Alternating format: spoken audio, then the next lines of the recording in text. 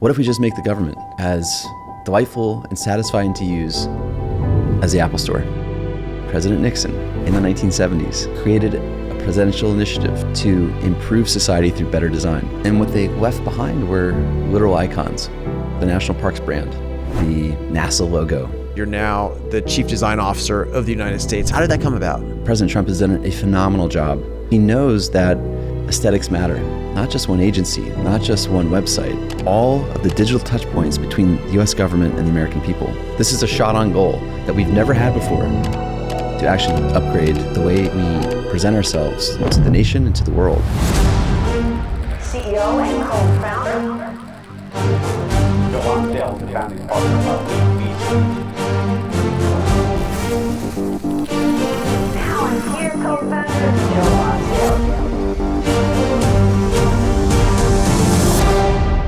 My friend Joe Gebbia is the founder of Airbnb and had maybe what I'd call typical Silicon Valley views. He's since come around. He's friends with Elon Musk and others, and he decided to back President Trump and fight for his values. Now he's in government. Let's hear from what he thinks about what's going on in DC. A lot of us are really inspired by what he's doing right now. Not only has he fixed a bunch of things, but he's put together some of the very best designers in our country, and he's going to fix websites that get tens of millions of visits per year, make our government beautiful and functional again in a lot of areas. Excited for you to meet Joe. Welcome to American Optimist. Excited to have my friend Joe Gebbia here with us today. Joe, thanks for joining again. Joe, it's great to be back. Thanks for having me. Think of 134 episodes or so. I think you're our first repeat guest. So honored. I appreciate it. You're a busy man right now. You are currently the Chief Design Officer for the country. We love seeing you in Austin, of course, for basketball and otherwise. We miss you when you're out here, but you're doing really important work. Like what's been interesting, or what have you learned or uncovered about how DC works? It's your first time doing this, right? Well, first of all, anytime I come to DC, I couldn't wait to get out of DC. I'd always come through and be like, yeah, it's a place of, very important decisions and very important people. It's, kind of the bedrock of where democracy takes place in the United States. But I remember thinking just the speed with which it moves never spoke to me. And I used to think, wow, I'm so glad I don't have to spend time there. Beyond the occasional, meet a senator, meet a congressman. As a founder of Airbnb, you were here for policy purposes sometimes? You did drop in for a day and, take some meetings. And so it is, a great twist of irony that I'm now spending a lot of time here. Your politics have evolved over the last decade. I think you, if I may say so, I think you had what were more mainstream Silicon Valley viewpoints, and you've always been like reasonable, moderate, and you ended up along with your friend Elon and other friends supporting Trump and changing your mind. Why'd your politics evolve? The funny thing about this question is that I actually don't think my politics evolved that much. What happens is I think after being a lifelong Democrat, going back to Al Gore in 2000 when I could first vote in college, it was hard for me to identify with the things that they stood for, the things that I remember from previous presidents and previous policymakers on the Democratic spectrum. It kind of went so far left that I couldn't identify myself with the party in the same way. Were there certain things that particularly offended you, or certain battles that were really important? Yeah, look, I think there's a couple of things. I've spoken about the border before. I think having a border that was really just wide open, where as I dug more and more into it, I started asking questions back in 2021, 2022, seeing these headlines of tens of thousands of people every week coming into our country, unvetted. We put more effort into having people pass through customs at the airport than we do with multiple times that amount coming across our border on the south. I thought, well, this is odd. What's going on here? I should look into this more. And that led me down a path of talking to people on the left, talking to people on the right. And I felt like I got a lot more direct answers from people on the right who were just much more forthcoming about what the issues were, why they were happening. And lo and behold, we heard a lot of excuses in the last administration about why the problem couldn't get solved. Oh, you got to wait on this, that, and the other. And in the first couple months of the Trump administration, it became very clear that the power to solve this problem was entirely in the hands of the president. All the excuses that were rolled out over the last administration were false, as proven by this president, as proven by President Trump. Yeah, suggest they might have been doing it for other reasons, unfortunately. Unfortunately, I think this President Trump has done a phenomenal job securing our country, making sure that people who immigrate here are following the legal paths, which are great. I'm all for legal immigration. I don't think that like dissolving our border is a policy that I can get behind. And so that's one of the initial straws on the camel's back that tipped me. But other things too, like, you know, living in San Francisco and going through a whole DA situation there where they just didn't prosecute criminals. Yeah. My parents' home had 3 break-in attempts in a very short amount of time. I remember biking around the city, you'd see these sparkles as you're biking on the bike lanes, and you catch your eye, and like, you know, every 2 blocks there's another like set of sparkles, and it turns out it's like a smash and grab. You know, the window gets broken on the car, and it's so pervasive. Like I remember I had to change so many bike tires because you're always riding over glass in San Francisco. Because there was never any consequences. I've had so many friends and people I work with have had stuff stolen from them in San Francisco. It's embarrassing. Yeah, it's like a rite of passage. You know, I avoided it for so many years there, and then one day I come out to my my Volkswagen GTI, and it's like gone. But I learned early on, like, never leave a valuable in your car at all. In fact, on my block, people used to leave their windows down and their doors unlocked. Yeah, and there was a note in the window that people would literally put on their car that just said, "Nothing of value here." You know, like that's how bad it got. we still own a house in California, and during the Biden administration, the cartels in a very nice area hit 5 of the houses right around it. We had a ton of security and cameras and stuff, so I think they avoided ours. But I heard they did this thing where they go in and they take the safe and they leave, and it was people coming across the border. So the safety was a big issue for all of us. Well, and I think wrapping that up into a headline, it's caring more for the criminal than the victim. And it's something I just can't agree with. You know, it's like there's just so much more thought and care and energy put into, you know, I think the wrong side of the equation. So you started to see a bunch of these things, investigate it more, and you realize you agreed overall a lot more. Yeah. with By the way, like, president. these were not necessarily like, these are some of the many things that had shifted. You know, there was a drift. I'll call it a drift, like the Democratic drift. Like Al Gore wasn't necessarily for all these things in 2000. I mean, go back to, there's clips floating around the internet of pretty much every, you know, major policymaker on the left, going back to Bill Clinton, espousing how important our border is talking about how we have to, you know, tamper down illegal immigration. There's Schumer talking about this, Bill Clinton talking about this, Hillary talking about, like, that was the Democrats that I grew up with. That was my association with them and my idea of what they stood for and how they represent my ideas, my values. And so something happened, you know, in the last administration where things just like really drifted. And now we have socialists and communists. So why did you decide to step up and serve in DC? Like what led? So this is one thing to get involved in the election. That's a civic duty. I did that as well. I'm really impressed though, because you've done a lot more. You've actually come here and you're serving in DC. How did that happen? This was not my cards whatsoever. And so, you know, I as a supporter of Bobby Kennedy, Secretary Kennedy, just super excited about what he has been doing for our nation. And before he even got to office, was excited about the prospect of what he could do, which is here you have a guy who has big, bold ideas about how to improve the health of our country. And right now, the health of our nation's in the gutter. You know, 70% of people have chronic disease. Yeah. It's kind of insane, you know, at all age ranges.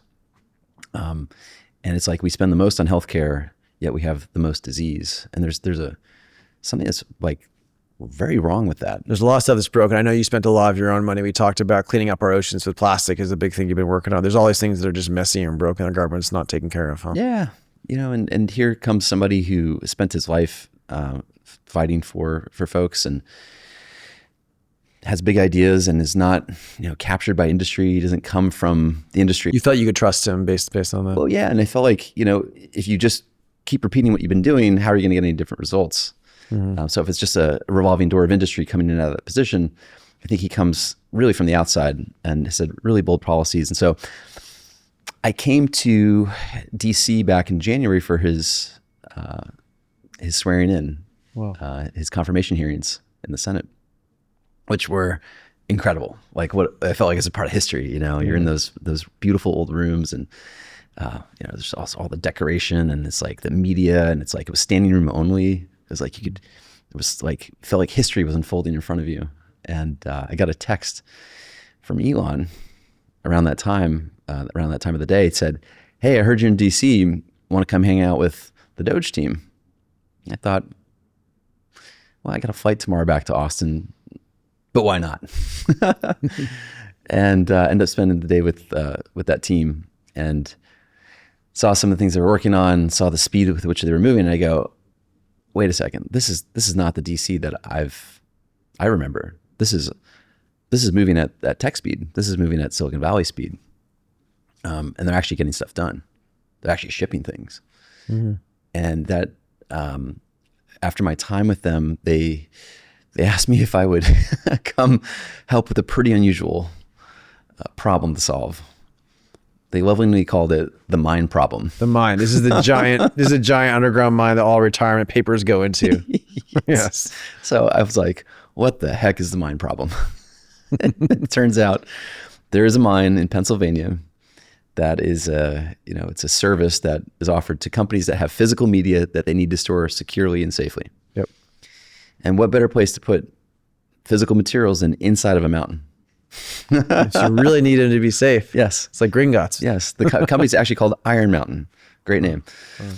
And so it's an interesting place. They house a lot of the media companies, Disney, MGM, like some of the original Bond films are there. Some of Michael Jackson's original recordings are there. Wow. Some of the tech companies house physical media there. King Arthur's sword. Yeah, I assume. There is a lake under the mine. Excalibur. Believe it or not. It actually helps the whole place. There you go. That makes sense. So it's also the place since the 1960s, the government's been storing paper there, specifically for retirement. Yeah. Which in the 1960s made sense because you had a lot of paper and it was all had to go somewhere. But skip ahead, half a decade or half a century. And why on earth are people using paper to retire from the government when it takes 6 months to process? It's riddled with frustration and errors, all these problems that I think are an injustice. It's just like a classic, stupid, old-fashioned government. It's an old-fashioned, archaic artifact of the past. And they said, can you come please make this an online-only digital experience that can be a lot faster than 6 months. Because 100,000 workers retire every year from the federal government. This is a big issue. It's a big issue. And, if you've given the best years of your life to the government, it should be enjoyable on the way out, not an obstacle course, which it is today, which it was. So how did you attack this problem? I think we can learn from this maybe, because you've been successful at this one. You're now doing bigger things. Like, how did this work? What did you have to do? You have to rip up certain things that were there. You had to oppose certain interests. Like how did it work? Well, it started with my very first meeting on my very first day. I'm in a conference room with myself, a team member of mine, and a couple of the career folks who work in retirement services. And we start with this giant whiteboard and map out, okay, here's Bob. Bob's been with us for 45 years. He's ready to retire. Walk us through what Bob has to go through to exit the government and receive his much deserved annuity payment.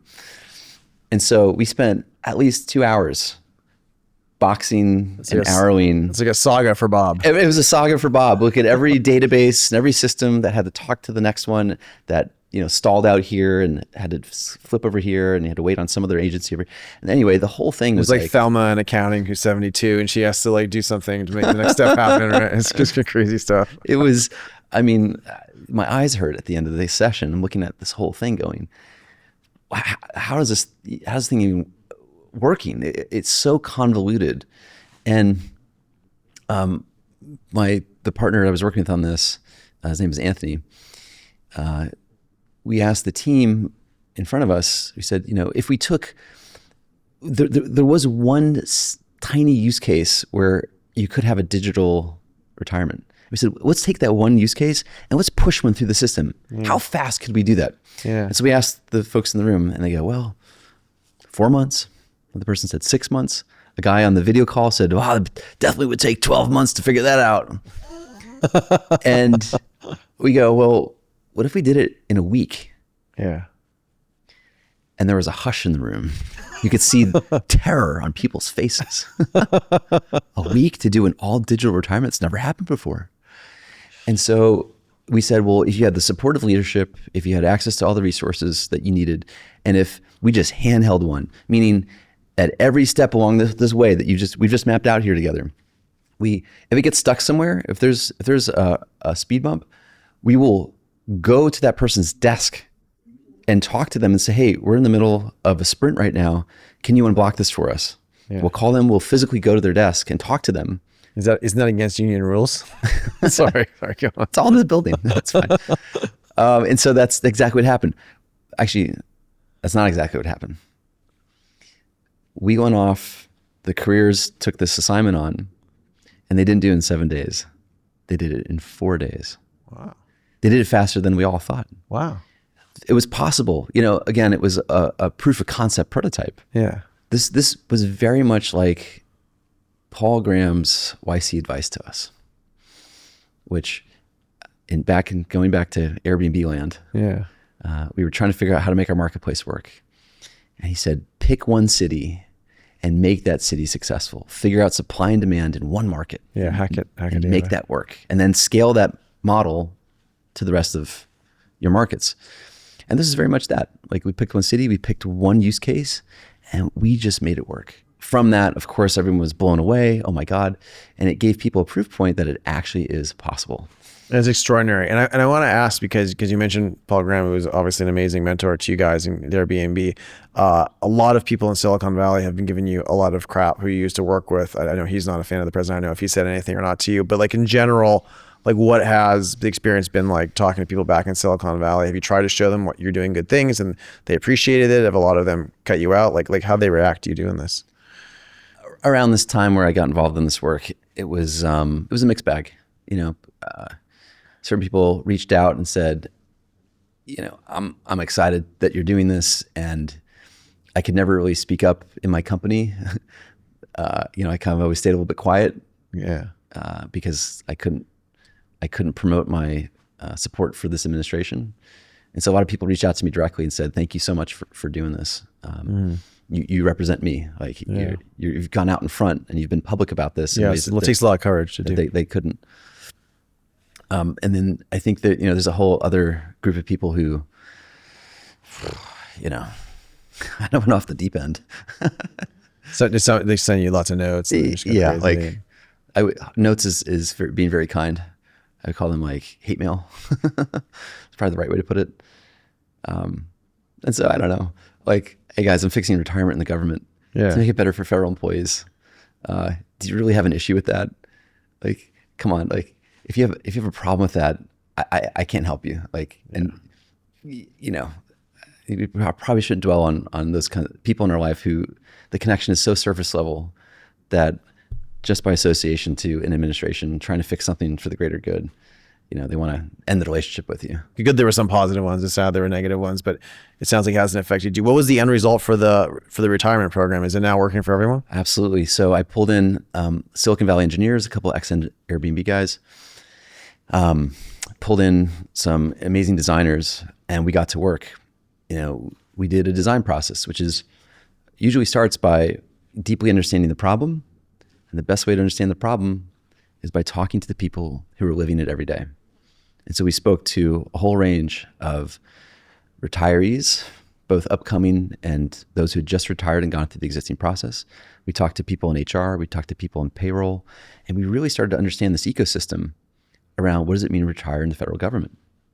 And through these conversations, you'd hear repeating patterns. You'd hear simple things like people had no idea what the next step was, or what setting expectations would go a really long way to help people along the process. I love that principle of government. Show them what the expectations should be. Show them about how long things should take. Like have some frameworks for them. People just having transparency and insight to like, what are they actually going to be earning with their annuity payment? The way it worked previously is you didn't find out how much you're going to make every month for the rest of your life until your first check arrived months later. Oh, that's funny. How can you plan your life? It's like a big surprise how much money you get or not. Exactly. It's a huge surprise. And so just imagine that, like, you've already been retired. You're not earning any income. You've got bills to pay, rent checks perhaps. You're trying to plan your life with your grandkids or the vacation you always wanted to take.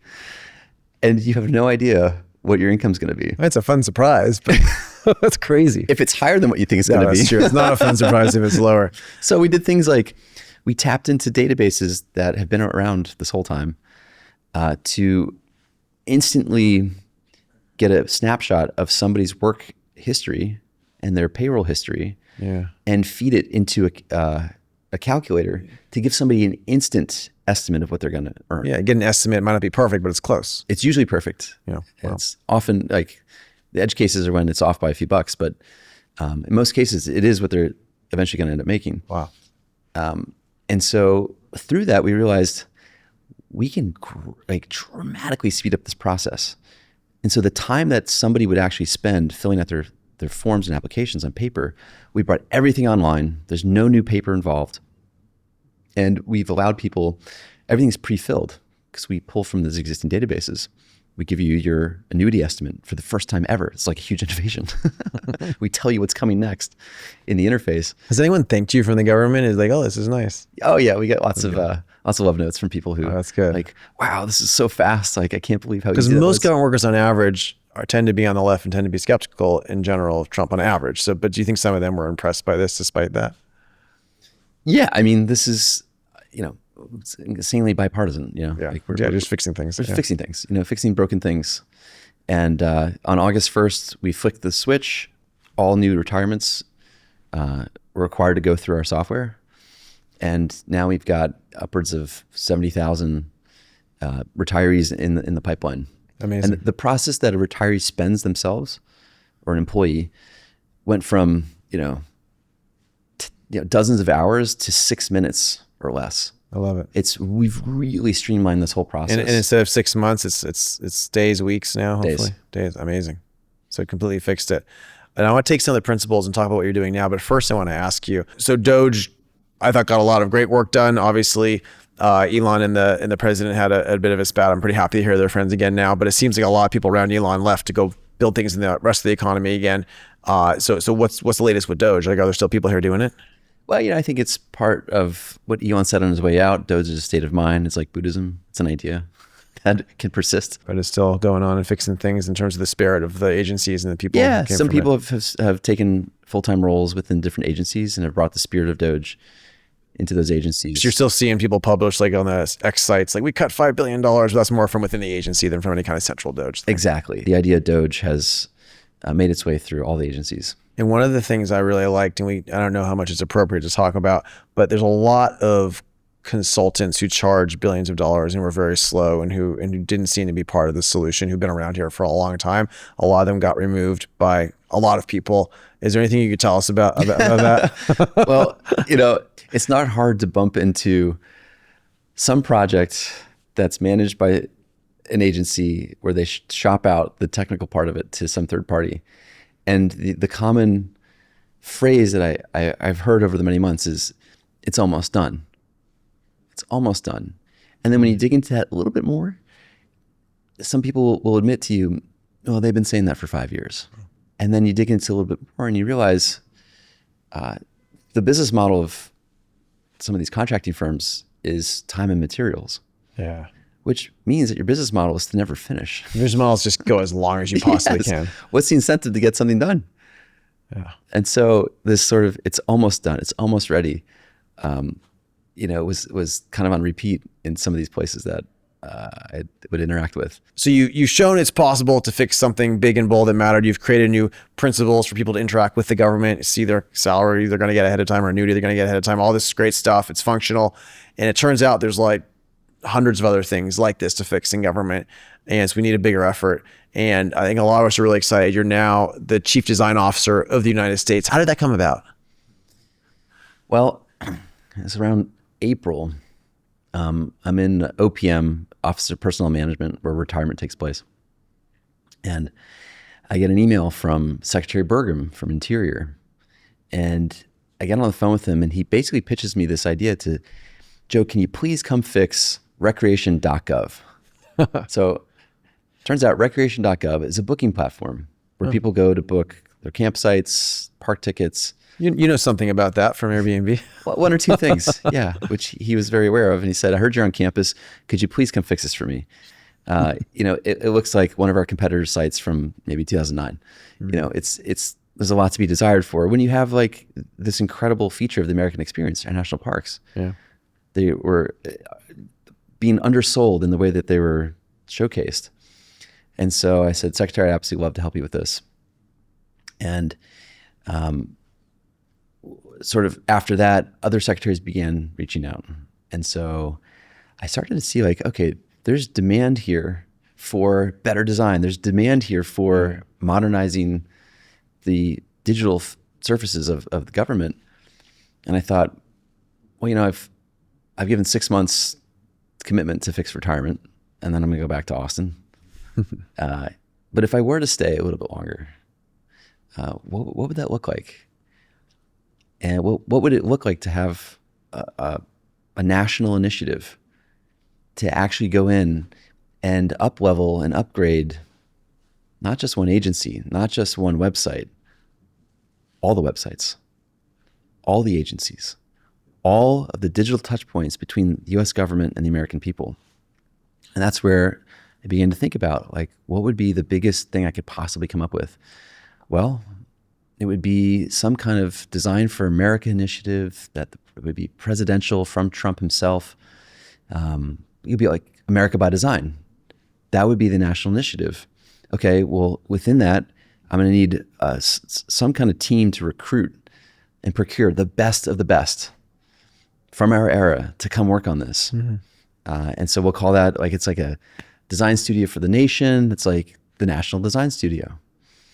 And then I thought, well, I'll probably need a title with some authority to help push these things through and make this happen. I thought, well, Chief Design Officer of the US. And so that became the pillars of this concept. And that was back in April. So then how do you go from that to actually bringing it to life? Yeah. That was a long journey. I heard earlier this year you spent an hour with President Trump talking about design, actually. And you I think you publicly said it was probably the greatest birthday present you've ever gotten. What do the media and critics not understand about him and that interaction? And were you able to inspire him with this when you spent that time together? Yeah, we had an amazing session in the Oval Office where I was able to give the pitch that I had honed over the previous couple months, and was able to talk with him about this initiative and what it would mean for him to take this on as a presidential initiative. And one of the things I share with him is that it's not the first time in U.S. history that a president has seen design as a way to improve society.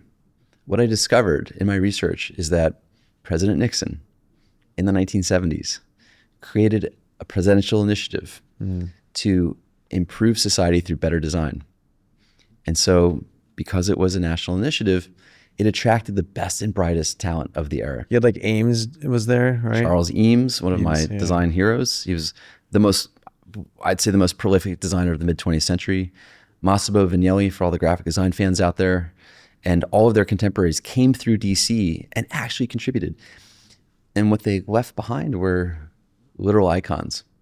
The National Parks brand, the NASA logo. Every agency got a visual upgrade to the standards of the 1970s. Mm-hmm. They even did things like the National Highway Signage System.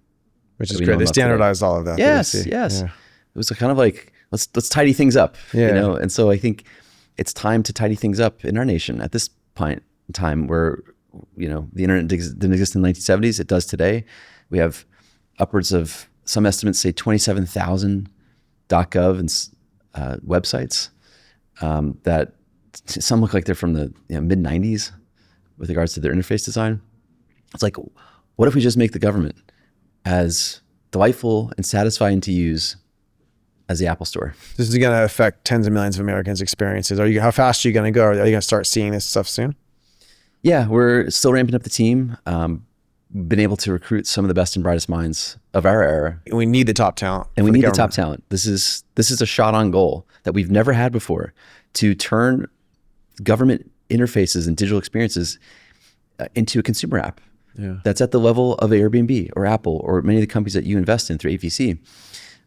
This is the time, and the way to do it, my methodology is you bring in the best possible talent out there. That's the only way this works. There's a lot of really exciting stuff that you're doing right now. What would you say to talented people in the technology world who are curious about it? Well, I'd say this is a once in a lifetime moment where we have a shot on goal to actually upgrade the US government, the way we present ourselves to the nation and to the world. My vision is that at some point, somebody's working on a startup and they go look at a .gov website to see how they did it. And we can actually create references for good design in the government rather than be the butt of a joke. This is like the 1970s where the NSA was so far ahead of everyone that the universities will only figure out like more than a decade later, like why they did what they did. We grew up seeing the government could be competent. And so you think it's possible again? I do. And so for anybody listening who's a software engineer, who's a designer, this is really a once in a lifetime moment to serve the country, to be drafted onto this team. I've only got about 15 jerseys for designers and 15 jerseys for software engineers. So somebody did say this is like the dream team in 1992. Michael Jordan, Magic Johnson, Larry Bird playing in Barcelona, going for the gold. They said this is going for the gold when it comes to technology and design. And then gold is appropriate given this White House. Exactly.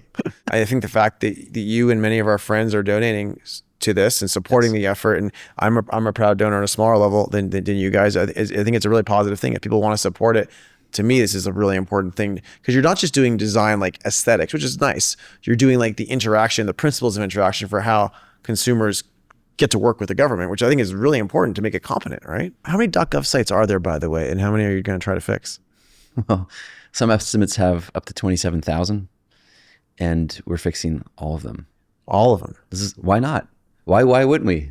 If we have, I guess, can AI help with some of this too, along with the designers? Because all by hand would be tough. No, it's not all by hand. Yeah. We're employing modern technology to solve this very modern problem. And you're going to start showing results by next year. Yeah, we'll have major updates before July 4th.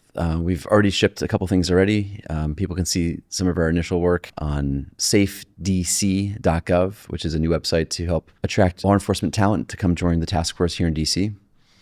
We shipped TrumpCard.gov, which is... Trump card. That's the golden one we can show on the screen. It's the eagle, right? Yeah. This is where people have a fast track to a green card if they have the resources for it. And then another interesting one is TrumpRX.gov, which we're working on right now. What's this? This is a very cool initiative. So drug companies invent their drugs in the US, sell them around the world, and typically the prices for those drugs cost more in the US than they do in other countries. This is not a new issue. Yeah. Every president has tried to level the playing field and say, like, why are we subsidizing drugs for other nations?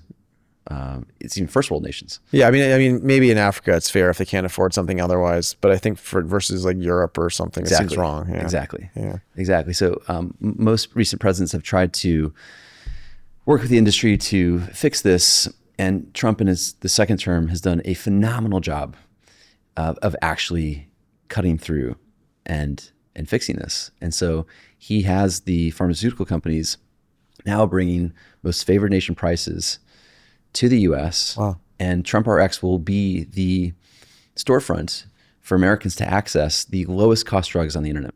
And can you use your insurance there, or how does it work? Eventually we're looking at that.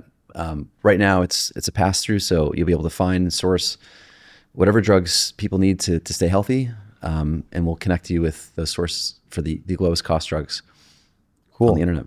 So this is a very unusual DC conversation because you're like positive about all these things you're getting done. Usually, very oftentimes people are like, oh, and then the bureaucrats stopped me here, and then this was broken. And you do have some negative things you have to push through sometimes. Yes, of course, you bump into things and old processes and people saying, well, it's always been done this way. Why would we change it? I think though there's an incredible amount of momentum behind this. The excitement around America by Design, the excitement around National Design Studio, and the excitement on the demand side of secretaries and people in agencies. Yes, please fix this for us. We're so happy you're here to make this look good, right? I love it. Why would we shortchange the way that we present our nation to the world? It doesn't make any sense to me that we have a nation where you can have ideas like XAI and OpenAI and be on the forefront of technological innovation. And in the same nation, government websites, some of them turn off at 6 p.m. because they have operating hours.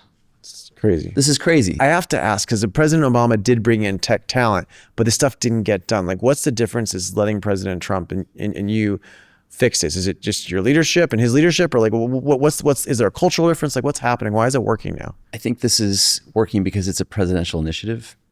I think it's working because we are really pulling in veterans out of Silicon Valley from a talent perspective. I think it's working because this president really deeply cares about how things look, because he knows that aesthetics matter.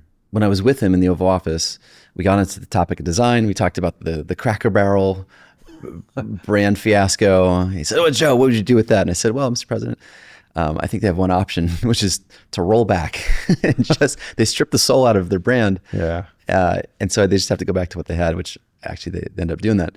And we had a good laugh about that. And then he pulls out the drawings for the ballroom design. And we're leaning over his big desk in the Oval Office, and he's showing me all the detail. "Oh, Joe, look at the circular window, just like the White House, with the trim, the color, and the paint." I said, "Mr. President, I think you and I have the same care for detail." And he laughed. I love it.